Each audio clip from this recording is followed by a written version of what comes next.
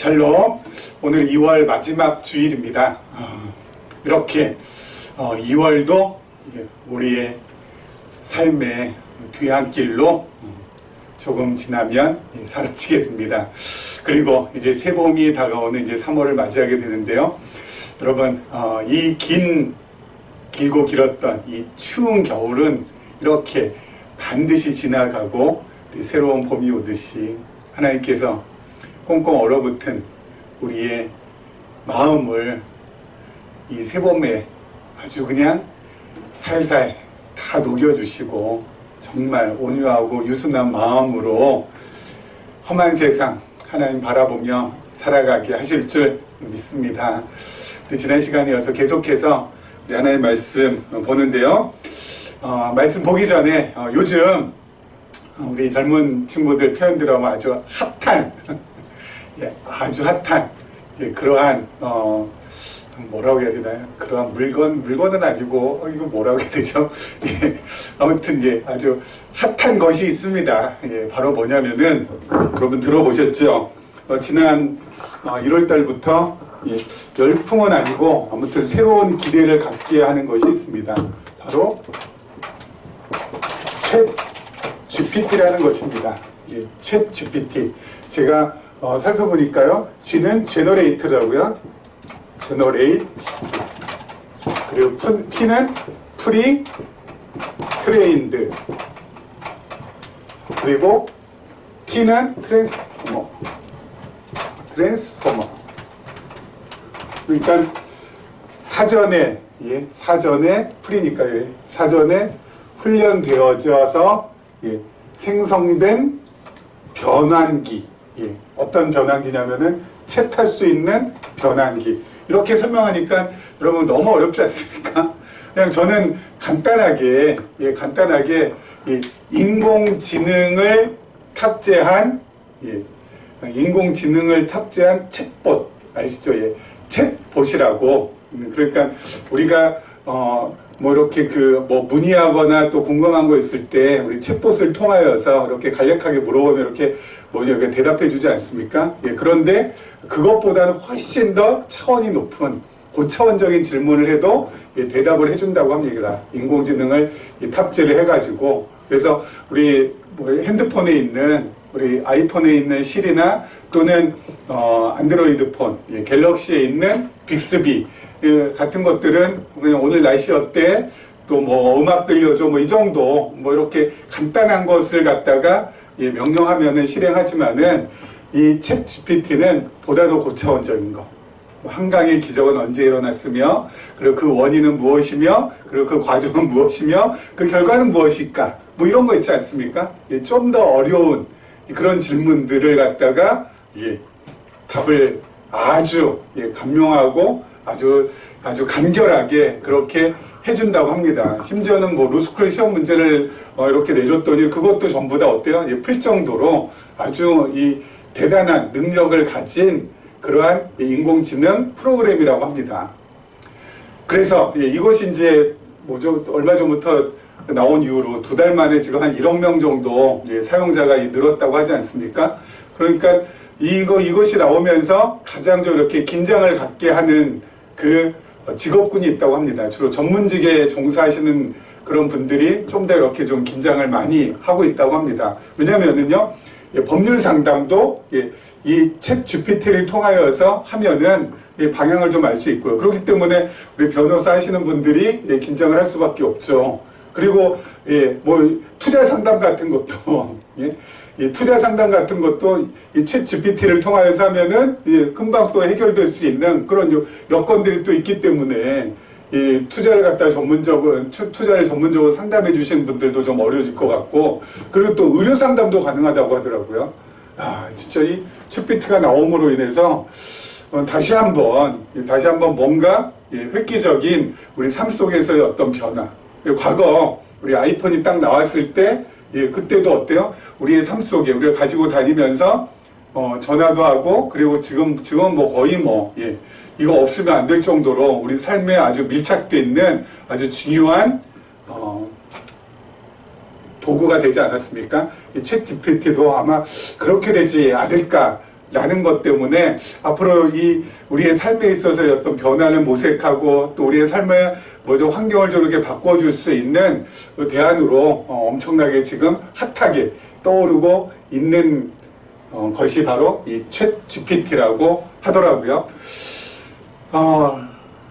목회자들한테도 지금 발등에 불이 떨어졌다고 합니다. 왜냐하면은 어떤 목사님께서 챗 GPT를 통하여서 설교문을 좀 작성해달라. 그 제목은 소명 해가지고 소명에 관한 설교문을 작성해달라 했는데 뭐 15초도 안 되어서 A4 용지 한 페이지 분량으로 아주 그냥 간략하고 군더더기 없이 그렇게 설교문을 갖다가 쫙 작성을 했다고 합니다. 그 중 일부를 제가 한번 읽어볼게요. 하나님의 부르심은 응답을 요구합니다. 그것은 우리가 편안한 곳에서 일어나서 그분을 따르도록 요구합니다. 그분이 우리를 어디로 인도하든지 우리의 두려움, 의심, 불안감을 내려놓고 그분을 믿고 우리의 삶을 향한 계획을 신뢰해야 합니다. 오, 제법이죠. 제법이 아니라 뭐 이 정도면 되게 훌륭한 것이겠죠. 그리고 또 기도하는 법, 기도하는 방법에 대해서도 챗 GPT를 통하여서 질문했다고 합니다. 그랬더니 딱 8문자로 딱 나왔다고 합니다. 한번 읽어볼게요. 방해받지 않고 평화로움 가운데 집중할 수 있는 조용한 장소를 찾으세요. 앉거나, 두 번째, 무릎을 꿇거나 혹은 서 있는 등 편안한 자세를 취하세요. 그리고 세 번째가 마음을 진정시키고 생각을 정리하기 위해 몇 번의 심호흡을 하세요. 그 다음에 네 번째가 당신에게 의미 있는 이름이나 용어를 사용해 당신이 기도하고 있는 더 높은 힘을 부르세요. 그리고 다섯 번째가 당신의 삶에 주어진 축복과 당신에게 중요한 사람들에게 감사를 표하세요. 그리고 여섯 번째가 당신의 희망, 두려움, 걱정을 공유하고 가르침과 힘, 그리고 지원을 구하세요. 그리고 일곱 번째가 그런 후 어떤 반응이나 느낌이 오는지 듣기 위해 잠시 조용한 시간을 가지세요. 그리고 여덟 번째가 더 높은 힘의 사랑과 보살핌에 대한 믿음과 신뢰를 표현함으로써 기도를 마치세요. 이 정도면 진짜 엑설런트 아닙니까? 예? 이거 뭐 앞으로 목회자들 이거 발등에 불 떨어져서 어떻게 해요? 큰일 났습니다. 예? 이거 뭐 설교 작성하라 그러면 설교도 작성해주고 뭐 이런 어떤 뭐 신앙생활에 있어서 뭐 궁금한 것에 있어서 물어보면은 그 모든 것을 전부 해줄 거 아니야. 앞으로 목회자 설 일이 없고 이제 챗 GPT 목사님이 아마 나오지 않을까 라는 상상을 좀 해보게 됩니다. 그런데요, 이 챗 GPT는 한계가 있습니다. 바로 뭐냐면은 기존에 있는 미리 훈련되어 있는, 그러니까 기존에 있는 인류가 축적해 놓은 지식 또는 경험 이런 것들을 미리 학습을 해가지고 그 모든 것들을 잘 어때요? 조화롭게 잘 변화를 시켜서 생성을 해주는 거거든요. 그래서 아주 간결하게 요약해주고 아주 그냥 어때요? 아주 딱딱딱딱 아주 논리 정연하게 그렇게 이렇게 딱 풀어주는 그런 역할을 합니다. 하지만 한계는 뭐냐면은 새로운 이론을 만들거나 또는 새로운 것을 이렇게 창발하기는 아직까지는 좀 어렵지 않나라는 생각을 듭니다. 그런 것은 아무래도 우리 인간의 몫이 되지 않나라는 생각이 듭니다. 그래서요. 그래서 여러분 지금 잠깐 말씀드린 대로 여러분 이 기도하는 방법에 대해서 이렇게 챗 GPT가 이렇게 딱 8가지를 요약해서 이렇게 제가 소개를 해드렸는데 사실 이거는 계시적인 관점에서의 기도하는 방법하고는 완전히 다른 것이잖아요. 그렇죠? 계시적인 관점에서 성경을 해석하고 적용하는 것은 챗 GPT가 아직까지는 학습하지 못하고 있는 것이죠. 왜요? 왜 그렇습니까? 이것이 아직 보편화되어 있지 않기 때문에 계시적인 관점이 그렇죠? 계시적인 관점이 아직 보편화되어 있지 않기 때문에 너무 지금 어때요? 너무 우리가 최첨단을 지금 가고 있기 때문에 이게 아직까지 여기까지 아직 이 챗 GPT가 따라오질 못하고 있다고요. 이걸 따라오려면 시간이 무척 많이 걸릴 겁니다. 그렇죠? 아마 우리 살아생전에 아마 따라오지 못하지 않을까라는 생각을 해봅니다. 그렇기 때문에 우리가 참 중요해요. 특별히 무엇이 중요하냐? 여러분, 우리의 삶의 목적 해가지고 제가 말씀을 드렸었죠. 우리의 삶의 목적이 바로 뭐라고 그랬죠? 하나님을 잘 배우고 마스터링하고 그리고 배운 하나님을 잘 쉐어링하고 그리고 그 배웠던 그 나누었던 이 쉐어링한 하나님을 우리의 후대에게 잘 핸딩다운 하는 거, 이게 우리의 삶의 목적이라고 했는데 바로 이것이 진짜 그 무엇보다 중요합니다. 왜요? 이것이 계속해서 우리의 삶 속에서 이어져 나가야지만 다음을 기약할 수 있거든요. 그렇죠. 그냥 여기 우리 세대에서 그냥 우리끼리만 계시적 관점 너무 참 너무 하나님께서 주신 이 놀라운 은혜 참 감사하고 이 놀라운 선물을 하나님께 나에게 주시다니 이거에 대해서 어때요? 감격하고 여기까지는 우리 전부 다 지금 할 수 있는 것이지만 우리 후대나 또는 아직까지 몰라서 방황하는 사람들한테는 이게 아직까지는 어때요? 많이 이어지지 못하고 있잖아요. 그렇죠.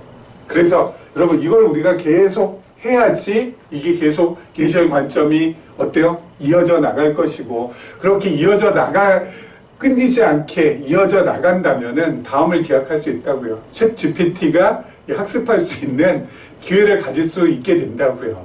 그렇죠? 그래서 기도하는 방법이 무엇입니까? 라고 했을 때 이런 부분도 있지만은 또 어때요? 계시의 관점에서 기도하는 것은 이와 다르게 기도 이퀄 삶입니다. 삶이 기도입니다. 그래서 우리의 삶 속에서 하나님의 뜻을 그렇죠? 구하는 그러한 태도 자체가 기도라고 할 수 있습니다. 시간과 장소 불문하고 이런 것이 이제 챗 GPT가 그렇게 이제 어때요? 기록하게 되는 그날 한참 남았지만 그 한참을 기약할 수 있는 것은 우리의 삶에서 이것이 이루어질 때 기약할 수 있는 것이죠. 그래서 우리는 계시의 관점으로 하나님의 말씀을 해석하고 삶에 적용하는 데 있어서는 지금 우리는 뭐예요? 마중물 같은 사람들입니다. 우리는 마중물 또는 주춧돌 같은 사람들이에요. 마중물은 펌프할 때, 그렇죠? 펌프질 할 때, 물 한 바가지거든요. 물 한 바가지의 그 마중물. 그렇죠? 뭐 대단한 거 아니잖아요. 그렇죠? 대단한 거 아니거든요. 어떻게 보면, 물 한 바가지인데, 이거 이렇게 쓰나 저렇게 쓰나, 그렇죠? 뭐 대단한 거 아니고, 주춧돌도 마찬가지 아닙니까? 그렇죠? 집 한 채 쫙 지을 때, 큰 건물, 이렇게 한옥을 갖다 이렇게 지을 때, 어때요? 그 밑에 이렇게 받치는 그 역할하는 그 돌, 그렇죠? 산이나 뭐 이런 들판이나 이런 데 그냥 어디 이렇게 널브러져 있는 거기에서 이렇게 캐가지고 다듬어가지고 주춧돌 딱 삶잖아요. 저 기둥 세우기 전에 뭐 그게 뭐 대단한 돌입니까? 뭐 화려합니까? 무슨 그 주춧돌에 뭐 가격을 매길 만큼 그렇게 가치 있는 것도 아니지 않습니까? 그렇죠? 하지만 하나님께서 주춧돌 같은 우리, 마중물 같은 우리를 통하여서 어때요? 큰 물을 일으키실 것이고 이 보잘것없는 돌멩이 하나를 통하여서 하나님께서 거대한 멋진 하나님의 집을 지으시지 않을까라는 기대 그리고 그 믿음 안에서 지금 우리가 살고 있습니다. 그렇죠? 여러분 그 기대 올해 한 해도 끊임없이 잃지 않고 가지시면서 살아가시기를 바라겠고요. 그리고 그 기대를 가지고 우리 오늘 말씀도 한번 보도록 하겠습니다. 자, 11절, 12절 말씀입니다. 6장 창세기 6장 11절, 12절 말씀입니다. 그때 온 땅이 하나님 앞에 부패하여 포악함이 땅에 가득한지라 하나님 보신즉 땅이 부패하였으니 이는 땅에서 모든 혈육 있는 자의 행위가 부패함이었더라. 여러분 마태복음 24장에 보면은요 홍수 전에 노아가 방주에 들어가기 전에 그 당시에 사람들이 했던 일들이 나옵니다. 바로 뭐라고 나오냐면은요 먹고 마시고 장가들고 시집갔다라고 합니다. 먹고 마시고 장가들고 시집갔다고. 홍수 전에. 홍수 전에. 그런데 여러분 먹고 마시고 장가들고 시집가는 이런 일상의 삶, 그건 정말 일상이잖아요. 일상의 삶이잖아요. 근데 그 일상의 삶을 지금 살아가고 있잖아요. 사람들이. 근데 오늘 11장 11절하고 12절에 보니까 뭐래요? 땅에서 모든 혈육 있는 자의 행위가 부패했다고. 우리는 부패했다라고 하면은 뭐 사기를 친다든가 또 남의 것을 갖다가 도적질 한다던가 예, 또는 뭐 강도질 한다던가 뭐 이런 것들 있잖아요. 예? 우리가 볼 땐 정말 예, 옳지 않은 그러한 행동하는 것을 우리는 야, 저 부패한 사람이다. 저 뇌물 받고 뭐 이런 거 있잖아요. 그렇죠? 이런 것들이 우리는 부패했다라고 하는데 성경을 보니까 어때요? 노아 홍수 전에 사람들이 먹고 마시고 시집가고 장가 갔다고 일상의 삶을 사는 거예요. 근데 부패했다는 겁니다. 예? 왜 그럴까요? 왜? 여러분 성경에서 말하는 부패는 도덕, 윤리적인 관점에서 말하는 것하고는 완전히 다릅니다. 성경에서 말하는 부패는 뭐예요? 하나님을 떠나서 행하는 일체의 행위들. 그렇죠? 하나님 떠나서 하는 모든 행동들이 전부 다 뭐예요? 그건 다 부패한 거예요. 그래서 먹는 거, 마시는 거, 장가 가는 거, 시집 가는 거, 그 모든 일상의 삶조차도 뭐예요? 부패한 거예요. 왜요? 하나님을 떠나서 하는 모든 행동이니까. 그렇죠? 그래서 다 부패한 겁니다. 하나님 다 떠났거든요. 지금 하나님을 떠났거든요. 예? 여러분, 우리들은 그런데 어때요? 우리도 부패한 사람인가요? 부패한 삶을 지금 살고 있는 건가요? 여러분, 부패하지 않는 삶은 뭔가요? 부패하지 않는 삶은 우리 지난번에 잠깐 말씀을 드렸던 대로 에녹과 같이 사는 삶이 뭐야? 부패하지 않는 삶은 하나님과 동행하는 삶. 하나님과 동행하는 삶은 뭐라고 그랬었죠? 하나님과 동행하는 삶은 예? 하나님을 기쁘시게 하는 삶, 기쁘시게 해드리는 거. 그리고 하나님을 기쁘시게 해드리는 건 뭐예요? 믿음을 가지고 사는 삶. 그렇죠? 믿음을 가지고 살아가는 것이 하나님 기쁘시게 해드리는 거고 그것이 하나님과 동행하는 거라고 했잖아요. 이게 바로 뭐라고요? 부패하지 않는 삶. 그렇기 때문에 우리는 뭐예요? 지금 부패하지 않는 삶을 살고 있는 거예요. 여러분, 부패하지 않는 삶, 하나님과 동행하는 삶, 이런 사람들이 행하는 모든 것은 전부 다 뭐예요? 하나님께서 보실 때 이런 것들은 부패한 것들이 아니라 하나님이 보실 때 전부 다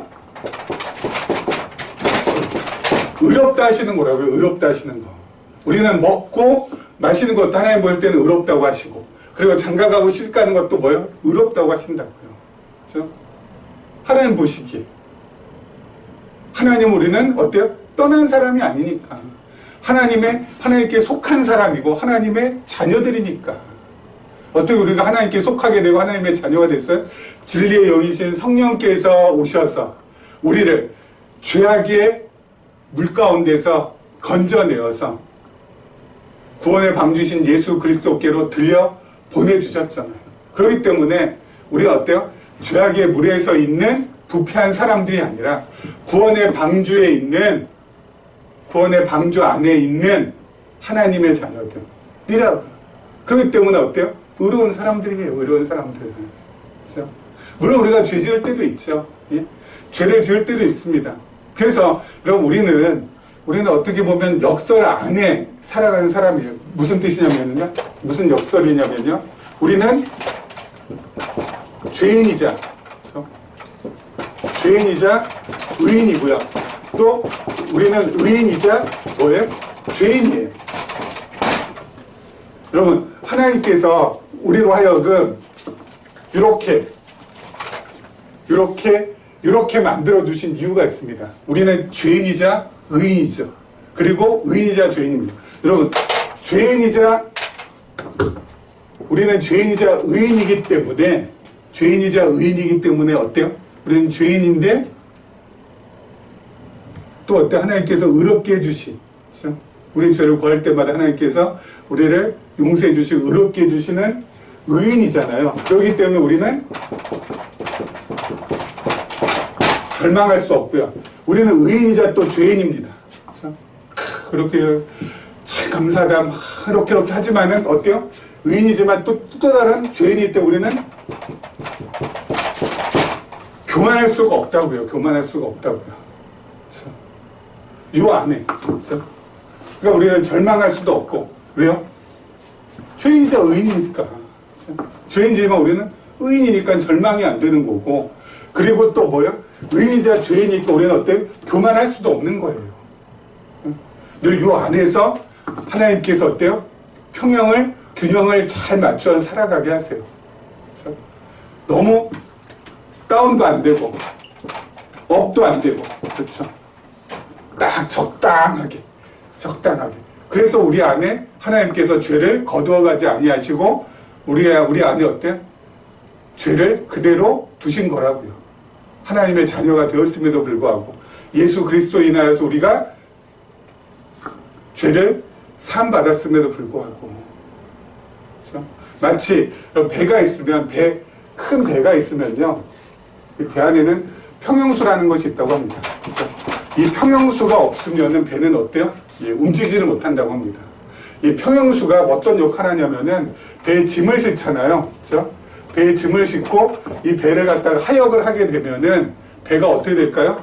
가벼워지잖아요. 그럴 때는 평형수를 좀 더 바닷물에서 더 끄집어내서 집어넣고, 그렇죠? 그리고 이걸 또 실을 때는 어때요? 무거워지잖아요. 그럴 땐 이거를 빼줘야 된대요. 그래서 배를 갖다가 잘 평형을 유지하면서 배가 운행할 수 있도록 만드는 것이 바로 평행수라고 하더라고요. 죄라는 것도 평행수와 같이 이게 없으면은 어때요? 안 되는 거예요. 이 땅에 있으면서 우리하고 이 죄는 늘 함께 합니다. 함께 할 수밖에 없어요. 하나님께서 거두어 가시지 않았으니까. 하나님 나라 가면 이제 우리는 무죄한 상태가 되지만 이 땅에 있을 동안에는 이 죄가 자꾸 나로 하여금 어때요? 이렇게 만드는 거예요. 이것을 가질 수 있도록. 그렇죠? 내가 죄를 졌습니다. 하나님. 하지만 절망하지 않습니다. 왜요? 하나님의 의가 나를 다시 새롭게 만들어줄 것이기 때문에. 하나님, 하지만 새롭게 됐지만 나는 또 뭐예요? 죄인입니다. 그렇죠? 어쩔 수 없어요. 배에서 평행수가 없으면은 움직이지 못하듯이 하나님 나를 나되게 할 수 있도록 하나님께서 내 안에 죄를 장착을 해주셨기 때문에 제가 교만할 수 없습니다. 그렇죠? 이 역설 안에 우리를 갖다가 하나님께서 묶어두시고, 그렇죠? 업되지도 다운되지도 않고 그야말로 균형을 잘 유지하고 평행을 잘 유지하면서 살아가게 하시는 거고, 우리에게 어때요? 이 땅에 사는 동안 죄를 하나님께서 제거하지 아니하시고 그대로 두시는 그 깊으신 섭리가 있는 것입니다. 그렇기 때문에 여러분 늘 이거 기억하세요. 주여, 나는 죄인이자 의인이고 의인이자 죄인입니다.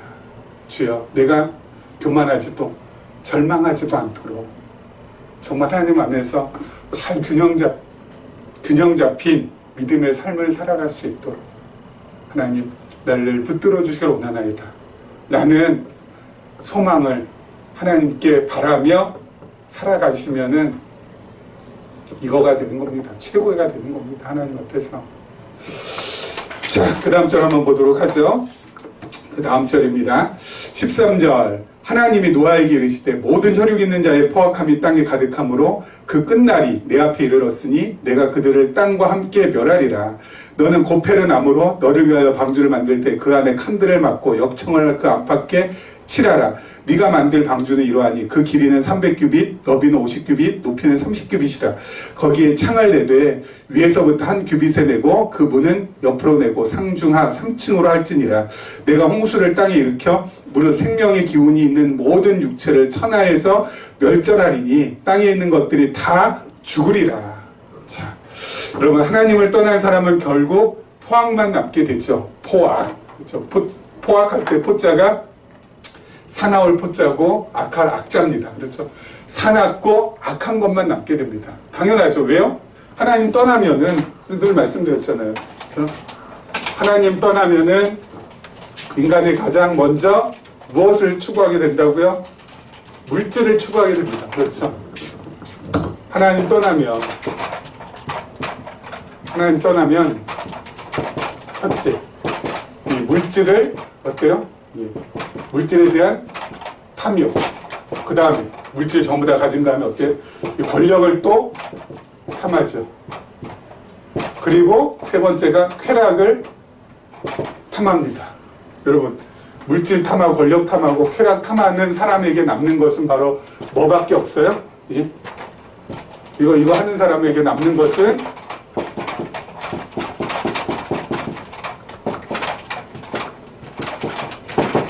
포악밖에 남는 것이 없다고요. 사납고 그리고 악한 것. 그렇죠? 이거 탐하는 사람 치고 유순하거나 온순하거나 너그럽거나 자비로운 사람이 있어요? 없습니다. 무자비합니다. 그렇죠? 무정합니다. 이거 탐하는 사람이 있어요. 여러분, 그러한 이 너그럽고 자비롭고 유순하고 온순하고 이런 것은 어디서 옵니까?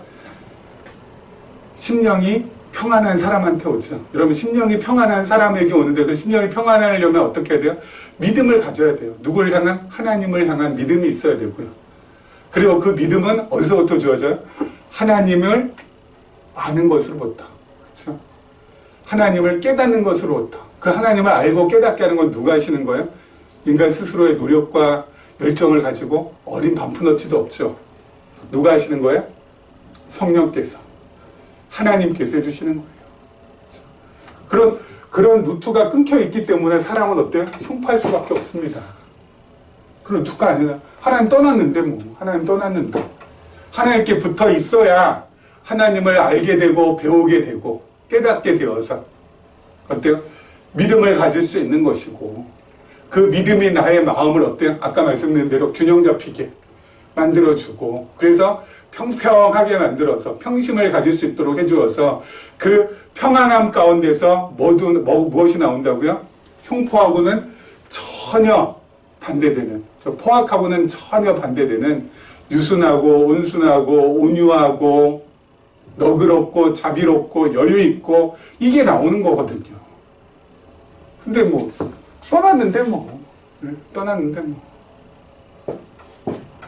포악만 남게 되죠.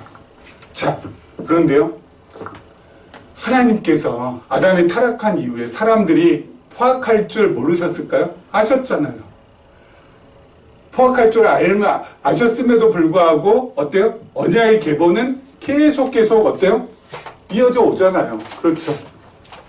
아담, 그 다음에 셋, 에노스, 에녹, 그리고 노아까지. 그렇죠? 계속 이렇게 하나님의 언약의 계보는 이어지잖아요. 하나님의 언약의 계보는 이어지잖아요. 이 사람들이 포악하고 부패했음에도 불구하고 쭉 이어져내요. 여러분, 노아 이후에도 하나님께서 포악하리라고 예측을 못 하실까요? 하죠. 여러분, 그러면 그냥 언약의 계보가 그냥 쭉 이어지든 되지 굳이 노아 때 와가지고 홍수 심판하고 물 심판할 이유가 뭐가 있을까? 그렇죠? 어차피 그렇게 한다고 해서 세상이 부패하지 않을 거라고, 세상은 더 이상 하나님을 떠나지 않을 거라고 자신할 수 없잖아요. 그 이후에는 더 악해지죠. 그럼 그냥 쭉 무심판 홍수 심판 굳이 그걸 갖다 하나님께서 일으켜가지고 예? 이렇게 예? 하실 필요가 뭐가 있었을까? 그런 생각 안 드세요? 여러분, 여기에는 하나님의 기쁘신 또 뜻이 또 있습니다. 뭐예요? 창세기 1장부터 6장까지 쭉 보면은 하나님께서 6장까지 그 이후에도 마찬가지겠지만은 잘 들어주셨으면 좋겠네요. 창세기 1장부터 6장까지 쭉 이렇게 이어져 내려오는 요거는 그냥 언약의 계보만 볼 땐 그렇지만 여러분, 하나님께서 어때요? 하나님의 언약을 어떻게 하세요? 지금 성취해 가고 있는 중에 있잖아요. 그렇죠. 하나님의 언약을 하나님께서 지금 성취해 가고 있는데 하나님의 언약을 하나님께서 성취하는 방법이 있습니다. 바로 뭐냐면은 이거예요. 바닥을 찢게 하시고 다시 회복을 시켜주신다고요. 아담이 타락을 했습니다. 그래서 아담이 어때요? 영적으로 완전히 죽게 하셨어요. 이제 아담을 통해서 하나님의 나라를 이루어간다는 것은 있을 수가 없잖아요. 그렇죠? 야, 이건 이제 끝인가 보다. 바닥을 찢게 하십니다. 그렇죠? 아담 타락으로. 하지만 하나님께서 어때요? 이렇게 이건 안 되나 보다 싶을 때 하나님께서 여자의 후손을 보내주셔서 영적으로나 육적으로나 살아있는 여자의 후손을 보내주셔서 아담 타락을 조장하고 그리고 아담을 유혹했던 그 뱀, 그래서 이제 뱀의 지배권 안에 들어간 그 아담, 완전히 이거 뭐야? 바닥 찍은 거잖아요. 여자의 후손이 오셔서 어때요? 그 뱀의 머리를 완전히 짓밟아 버리겠다는 거 아닙니까? 회복시키겠다고. 그렇죠? 하나님께서 하나님의 언약을 아벨을 통해서 이어가시려고 했는데 아벨이 어때요? 가인에 의해서 죽잖아요. 하지만 셋을 통해서 하나님께서 아벨의 자리를 다시 회복시켜 가신다고요. 그렇죠? 여러분, 노아 때 하나님께서 물심판으로 이 세상의 죄악을 완전히 멸하시잖아요. 하지만 노아의 가족을 통해서 하나님의 언약은 어때요? 이어지잖아요. 하나님의 언약을 하나님께서 성취해 가시는, 이루어 가시는 방법이 바로 이렇다는 거예요. 바닥 찍고 다시 어때요? 회복할 수 있도록. 우리도 마찬가지입니다. 여러분, 하나님의 나라가 우리 안에도 임하고 우리 밖에도 지금 임했어요.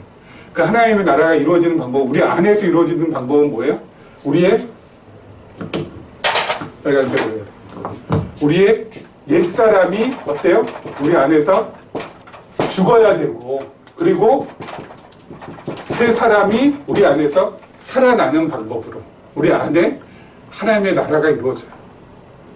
우리 옛사람이 죽고 내 안에서 새 사람이 살아나는 방법으로 하나님의 나라는 내 안에 이루어져 간다고.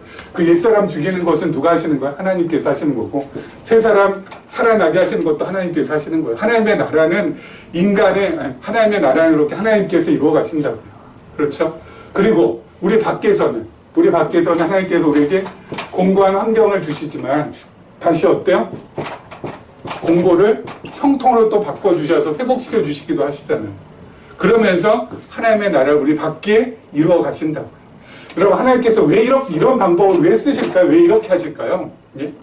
왜 이렇게 바닥 찍고 다시 회복하고 왜 이렇게 하실까요? 이유는 딱 하나. 하나님의 나라는 인간의 힘과 의지와 노력과 열정에 의해서 이루어지는 것이 아닌 것을 우리로 하여금 완전히 깨닫게 하려고, 우리에게 자랑하지 못하게 하려고. 하나님의 나라는 하나님께서 직접 이루신다는 겁니다. 하나님께서 직접 이루어 가시는 것이지 인간의 노력과 힘, 열정, 의지 거기에 기대어서 하나님의 나라를 이루어가지 않는다는 거예요. 노아 홍수 때 어때요? 완전 인류가 멸절하잖아요. 야, 이거 안 되겠다. 이건 이제 끝이잖아. 문명도 사라지고 뭐 사람 다 없고 달랑 이 지구 땅, 이 지구에는 누구만 남아있어요? 노아 가족들 둘, 넷, 여섯, 8명. 그렇죠? 노아 부부, 셈의 부부, 함의 부부, 야벳의 부부. 아니 8명으로 뭐 하겠다는 거예요? 8명으로. 예?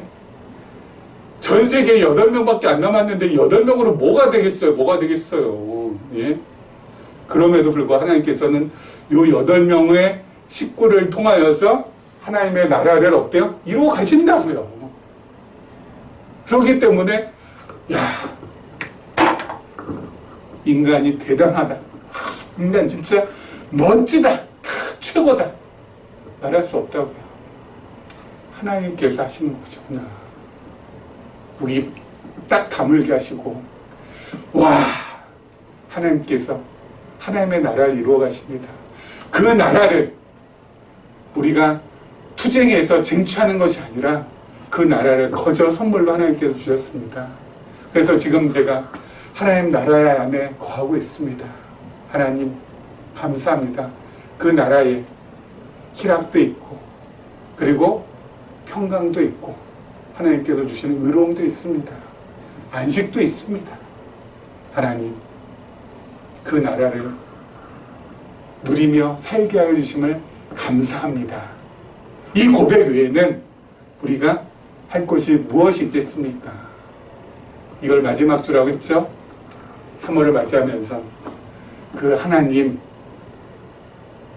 내 하나님, 내 아빠, 참 감사합니다. 그 고백 하시면서 한 달 마무리하고 새로운 달을 마무리하시기를, 주님의 맞이하시기를 주님의 이름으로 축원합니다.